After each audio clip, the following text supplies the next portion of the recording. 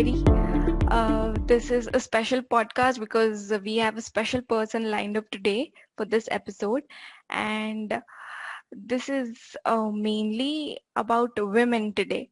And since we would be releasing this on Women's Day, I think one of the biggest problems we are figuring our ways to solve with Zerodha is to get more women to invest.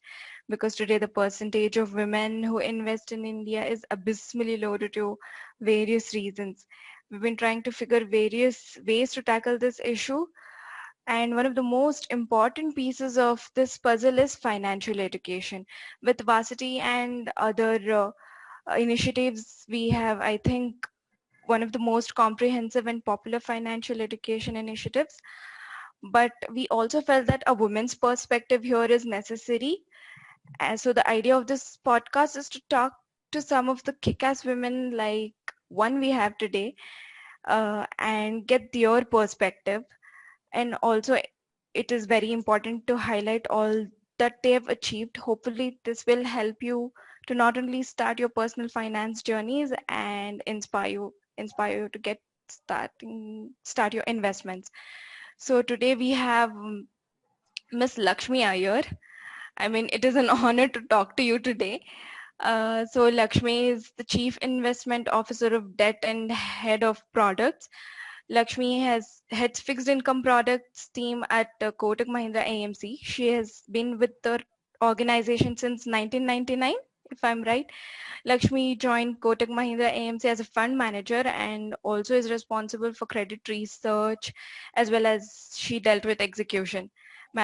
She also manages fund performance across all debt funds and assisting sales and client interaction.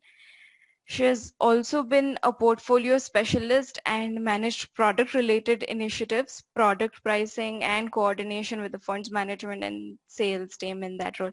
I hope I got your introduction right. These are quite some achievements you've done here. No, it's absolutely fine, and you're bang on. No worries. Yeah. So, Lakshmi, tell us a little about who you are and what led you to end up in financial markets. So I think the financial services intent or thought was definitely there right from my graduation days and uh, as I was in the school. But the trigger for that actually happened something like luck by chance, where one of my friends actually wanted me to go and do a substitute for her in one of the interviews, and that was my first organization. Actually, I joined a firm called Credence Analytics just at the cusp of my graduation. And I started off with research of bond markets in India. And then since then, I would say there's been no looking back. There is a lot of adrenaline rush in the bond market. There's a lot of excitement. Of course, there are ups and downs, highs and lows, but that's what makes it a perfect marriage for me. Yeah. So you mentioned since your education times you were interested in finance and financial related stuff. Did you have enough education and enough exposure about financial markets? Enough, I don't know what is enough, but we're talking about 97, 99 period where the markets were very under researched, very underdeveloped, very undercovered. In fact, those were the days that people used to pay for research, including bond markets research, which used to be sold in floppy disks. So the information, dissemination was not very streamlined. So you had to really look out for information, newspapers, newspaper cuttings. I think world has morphed 360 degrees and beyond where we took off to where we are today. So yes, it was a lot of initiative. You had to do a lot of a push and prod to get the information. It was not really easily available. Today, of course, that's not really the problem. Yeah, that's good to hear. So how did you end up at Kotak? Like, because asset management companies globally have done a terrible job at gender diversity.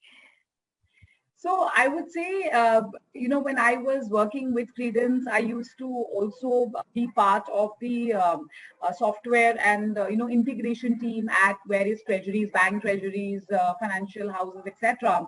And at that point in time, there was this entity called Kotak Mahindra Capital Company, where I used to go pretty regularly into the dealing room and to install software because. I used to always believe in those days that now we're talking about fintechs. Those days I used to Yeah. actually marry finance and technology because I had the market understanding. I had reasonable understanding of technology. I didn't know coding, of course. I still don't know. So that's when my the seeds of curiosity, when I used to sit in the dealing room and execute and implement the software, that's when it got on. And then obviously I met with the team at Kotak AMC, and they wanted me on board. And yeah, since then there's been no looking back. Yeah.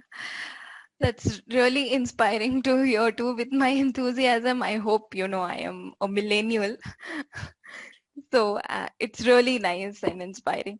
So was it hard working your way among what's largely a men's club? All AMCs except for one is headed by you, a woman today. See, Kutu, my thought process has been any field. I'm in financial services, but it should ideally be gender agnostic. Unfortunately, there are a lot of preconceived notions that women have, which act as an impediment for them to join financial services. So touch wood, I think I never really had those feelings of being left out or ostracized or saying that, oh, ye ladki hai, isko never, never. In Uh, fact, ecosystem was so favorable. The environment, the people, they were and they are. Of course, people have changed over the years, but the ethos remains the same. So I think. Yeah, the question is right, but probably I am not able to think of any such personal instances where I really felt that, oh, I'm feeling left out. It's about the way you project yourself, and ultimately, balla bolega, the work will talk for itself. So I think yeah. it was very important. So having said that, do you think it's hard for other women who are looking for a job like yours, like looking their way up in a financial industry? I mean, millennials like me that want to, achieve something. Like, do you think it would be hard for them considering the competition and stuff these days? Not at all, not at all. I am a movie buff, so let me give you a movie example. I'm sure you would have seen this movie called Gunjan Saxena, the Kargi girl. Yes, Now, in yes. that, there is a very nice dialogue. Plane को कोई फर्क नहीं पड़ता कि उसे कौन उड़ा रहा है, वो तुम्हें पड़ता है. So I think, Yeah. it is all in our mind. I don't think there is any difficulty. The dissemination of information, the kind of mentoring, the kind of induction at the workplace, the access to information, all that are multi-fold higher than what it was probably a decade or two back. So I think, if any, it is even easier today to access financial services. Passion hona zaruri hai. I think that is Uh-huh. very, very critical. You need to exude loads of confidence, passion, and the determination to really go and get where you want to be. Yeah. So are things changing for women in the Indian asset management industry, given that you've been in the industry for a while now? It is changing, definitely. So, if you look at, my research team, we have women there. If you look at the product team in Kotak, we have women there. It's a very nice, mix. If you see across financial services, and then that specifically in the asset management space in the industry, you are seeing more and more women who want to take up. Positions and profiles within this organization. My very recent recruit as part of the product team again is a woman. So there is a lot of, I keep getting flooded with LinkedIn messages. Unfortunately, I'm not able to do justice, though, however active I am on social media. But the fact is that I would say 8 on 10 chats that I have are women. So I think there is a lot of initiative being taken by women, thanks to the industry also, which has been doing a lot of awareness campaigns, financial awareness, investor awareness, and trying to get more women also into the fold. Yeah. Uh, Okay, so before we talk about why women don't invest, I want to get your take on these biggest cliches about women and investing. Uh, like like people say women only invest in traditional instruments like gold, and they can't manage money. That I have been said that. So any particular ones that annoy you? No, it's always not really annoying, but yeah, there are certain riling factors. As you rightly observed, the common thing is that, अच्छा लड़की है तो gold में ज़्यादा पैसा होगा या औरत हाँ, point is that's most important thing which comes to the mind. अच्छा okay, आप financial advice भी करते हो? So you know that's the other question. I mean, why can't you know there are so many successful women advisors you know across the country and they're doing a phenomenal job. So there are certain preconceived notions also which people have that oh if it's a lady she will have predominantly gold. Imagine I'm not even wearing gold, let alone buying gold. ETFs are a different thing altogether. So I'm saying that these are certain preconceived notions which are getting shed over time because there is a lot of you know sound bites which are going out and that's not restricted to mind you just women's day, you know there is yeah. a sound bite going across the time and across the year and some bit of that obviously is getting subdued but some bit not the entire. So what do you think are the biggest reasons so few women take care of their personal finances? The biggest thing which I believe, and when I interact with a lot of women, including my own, you know, friends in the social circuit who are not part of finance, is that यार ये numbers है. So हाँ, numbers हमको डर लगता है. I think that's the biggest mental block that women have. And the second is that, oh, you know, my family is doing it for me, so why should I care? And I think that is the most unacceptable blasphemy a woman is committing by saying that you know I don't need to be aware. Can your spouse or can your family do breathing on your behalf? Answer is no. You have to breathe your own oxygen, so you have to plan your own finance. So be partner in this entire process of financial planning, and it's a journey, so you have to actually traverse the journey. According to me, it's non-negotiable. yeah, that's a great advice. I hope a lot of women follow this advice. So let's dive into this a little bit deeper.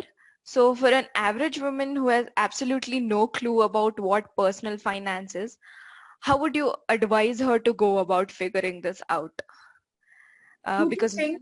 yeah, Two three things. One is if you are already initiated into the world of finance, then things are relatively easy. But if you are not, for every ailment, you can't just Google, look at the symptoms, and treat yourself. So therefore, it's very important that you need to seek the advices of an able financial advisor. He or she is actually your, you know, like a general practitioner for your health or a physician. This is your you know financial doctor. You will require someone to at least handhold you in the initial phases, then get comfortable. And it has to be a milestone or a goal link, because it could be a small goal, it could be a small milestone, doesn't matter. It requires financial commitments to meet it. So I think it's a journey which needs to be well thought out. You can probably get up and you know go for a coffee impromptu, but you just cannot decide to pack up your bags and say that I'm going on a you know a 2 month world tour impromptu. So I think that's where the difference is. yeah. So a woman has to take care of the house, kids, and career, and so on. And this means women typically outsource their money from their husbands. And uh, how important do you think it is for women to figure out this overall personal finance picture out? So personal finance is always associated with investment. I think that's not correct. It is about having a career plan, insurance, and so much and more. So how do you think this is relevant to them, and especially when there's a divorce there? And yeah. No, which is why I said, right, it is so important to think about your financial planning like an assorted thali or an assorted sweet box. You have varieties of all of that. You have some carbs, you have some vitamins, you have some fats, you have some proteins, you have all of that as part of your thali or as part of your platter. So, and everything has its role, everything has its relevance to play at the right time. You might still be happy eating gulab jamun in the afternoon, but you may certainly not want to eat it in the morning. And therefore, at different stages, at different points in life, you will have to have a plan, and that plan has to be executed via asset allocation.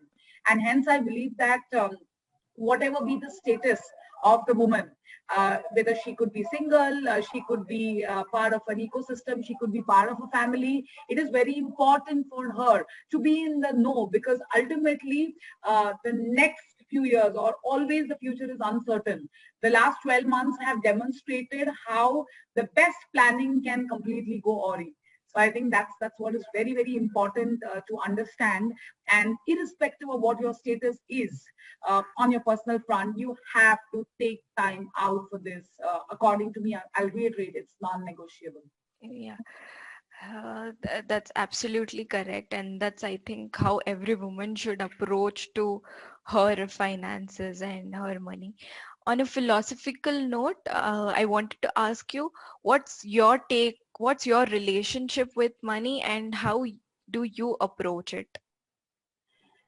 So my name itself has money. So Money. I keep telling people that Lakshmi actually means money, and if I don't go to people, people come to me. So basically, money is a means to achieve something. So obviously, and I'm talking about the material things, and if you want that, there has to be a method to earn.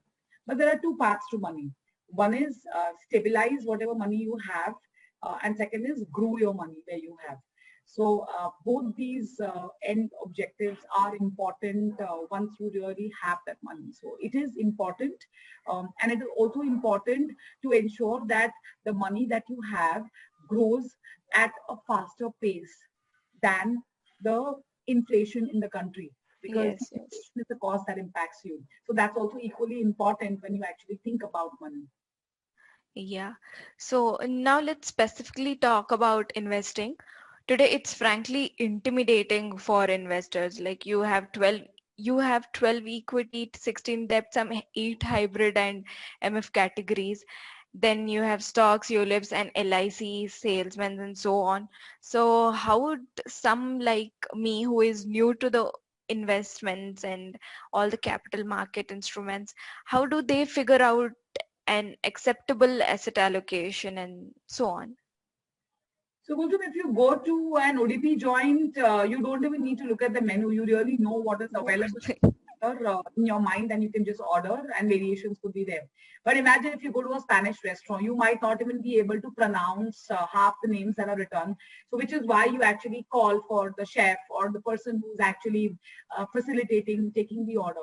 Why I gave you the food example is to tell you that there are various categories to make life easy for the investor, not complicated. But before you understand what it is, or even if you claim that you don't understand, sit with somebody. And Yeah. that somebody, as I said, is your advisor, is your distributor. Sit with him or her. Okay. And if you believe technology is your advisor, go on to portals. Okay. Even obviously, even you guys are doing a fantastic job at it. So understand what is available, because there's loads of material. And then make your order, or in case of the Spanish restaurant, and then plan your asset allocation. That's very, very important. The categories are there, as I said. In fact, they've been simplified and bucketed into multiple categories only to make life easier. And today you have, apart from categorization, you have riskometer also, which also allows to embed the risk factors into a particular strategy. Yes. So for DIY customers or do it yourself, um, the assumption is they know it all. But if you Yeah. don't know it all, there's absolutely no forms in taking help. And I think that help is definitely available in India via advisory and distribution. So while we figure out this journey of money, where do you think people often go wrong? Because you probably have the best view at an AMC. The biggest mistake people make, according to me, is timing. They all want to be rock stars. They want to get the best prizes in terms of entry, and they want to get the best prizes in terms of exit. So that's the biggest blunder that they do, according to me. The second mistake they do is saying that, oh, we have time, so let's start when we feel like. And according to me, the time to invest was yesterday. So there is always a merit in starting early and let compounding work in your favor. So I always keep saying that the time in the market is most certainly more important than time in the market. So timing is something which is not recommended, and starting early so that the money works in the market for you is something which is very important. Okay, so also one of the most important thing, and this applies to both women and men, is the fear of uh, fear can be a great inhibitor. Like, what would your advice to be to get over the fear and get your personal finance act together? Just do it. That's I know it's the lockdown phase, how could one have imagined that you have to sweep the house, mop the house, you have to get the groceries, and that too, it will be online or through a facilitator. You have to cook, and then you have to work if you uh, are obviously a professional, working professional. Whoever thought that could be possible? But the impossible has happened, and we all have done it. I have done it.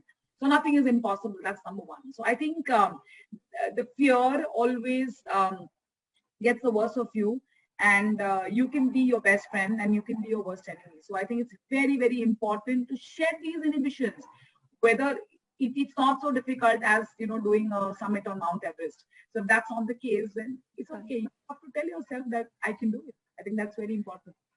I just hope everyone think it's as simple as that and get started. So what do you think the intermediaries in the financial services, be it platforms like us or other people, can do to encourage more women to pay attention to money? No, I think all of you are doing a fantastic job of financialization of savings. I think that's very, very important. We need to keep harnessing the same thing, and cliche that it might sound, I think things like this should go beyond a particular day. So it's not that we give OD to women or talk about the importance of how financial planning is important for women only on Women's Day. I think Women's Day is every day. If it's leap year, it's 366. Otherwise, it's 365 days. We keep harnessing the same thing, and ultimately the water keeps hitting on the rock, and the rock actually melts down, powders itself. So likewise, the thought process change, which is so deep rooted in human system, will happen only with consistent education. I think the word is consistent, not ad hoc. Yeah. So on a similar note, how was your journey from learning to putting a plan in action to take care of your own personal finances? Any mistakes, lessons, or other I'm stuff you still want to share with learning. the listeners? Yeah. Absolutely. I am still learning. I call myself a student of finance because every day the market throws up various opportunities, various challenges. I did two mistakes in my own, financial planning or investments. One is I did not start early. And that's the reason I keep urging everyone, gender agnostic, to start early. And second is I took insurance, assuming it to be investments. So it's very, very early on in my career. And I think these are at least my two life lessons, that insurance is a risk cover on your life. So let it expire worthless, because you would have created enough wealth in the markets for your insurance. So therefore, after that, I have never ever taken anything apart from term insurance. And starting early, I started SIP for my son when he was 9 years old. Oh, So that's years back, he's 15 now. So I think I try to undo some mistakes of mine, for him, starting early, and therefore I'm not really worried about his education, because there's good enough planning which has gone by to plan his finances. that's really nice. To sum up, would you like to say anything else to the ladies listening to this and some mistakes that they can avoid when they're initially starting their investment journey? Don't focus on the mistakes. I think two sets of viewers today. One is the woman investors, or the women professionals who are wanting to make it big in their career. I think for both these sets of investor, for both these sets of audience, I think the key ingredient is going to be patience. Have loads of patience. Don't let your passion die down, because that's going to keep you alive and kicking. Very important. And perseverance.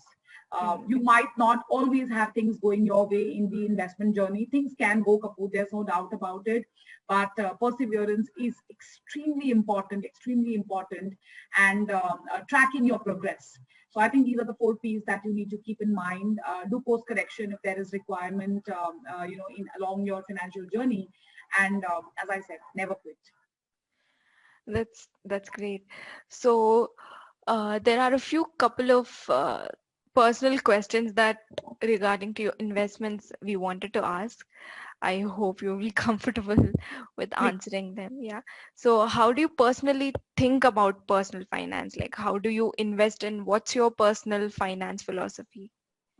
See, my philosophy is very old fashioned. I am more like a fill it, shut it, and forget it investor. I don't really make too much of, earth shattering moves to my portfolio. A, because I don't have time, obviously, because my profession is money management. But B, most importantly, I think I don't need to do it.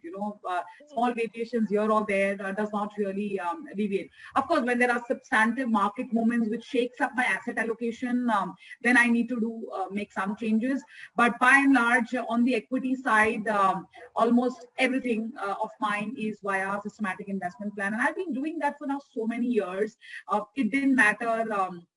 Where there were floods, it didn't matter whether if there were attacks, terror attacks. It didn't matter if crude oil prices, there was an oil price. It didn't matter to me at all, because as I said, if you finish it and forget it and literally forget it, there are reasonably high chances that the money starts working in your favor and compounding, and you are able to live through that, the rupee cost averaging, where the markets fall and your money is able to buy more units. So if I would have panicked, the first port of call would have been to exit. So I think it's very important in your personal finance journey to control 2 emotions. One is greed, one is fear, and that's what I have done it so far. Yeah, I hope everyone needs to get that kind of an approach with their finances. So who are these some people? I mean, you must have some people that you idolize and look up to for some lessons in life generally and in finance. So would you like to discuss about them? So there are many actually, when you are interacting and since you are part of the financial services, there are many that come your way, through through their own nuggets to make a difference. But for me, on the personal front, I think the greatest influence, had on my own life and shaping up my finances was my mom. And she used to always, keep telling me that this phrase which goes "Amdani Athani Kharcha Rupaya." Yes, yes. Always used to tell me that. Try only expending as much as you have, because else it would actually get into, she never said the word, but I'm using it, the debt trap. And as you see along the years, and this she said it like many years back, over 20, 25 years back, Yeah. but that still resonates. And when I make my investment decisions, a lot of things, both on the personal front and the professional front, a lot of things are guided by that one statement. So that's really made a big impact. But apart from that, of course, as I said, I do read a lot. I do track a lot of people both globally and in India. And as I said, I am a student of finance and I am still a student. Yeah, I think we all should be students of finance and learn something every day. And that since you told you read a lot of books, so are there any books or your some favorite movies that you want to recommend the young listeners? A lot of movies, a lot of books, the ones very recently, of course, last 12 months, there's been no multiplex experience. But yeah, before that, movies which I can keep watching continuously, and I'm not really feel bored. And something which can appeal even to millennials such as you is Yeah. movies like Chichore, movies like Three Idiots.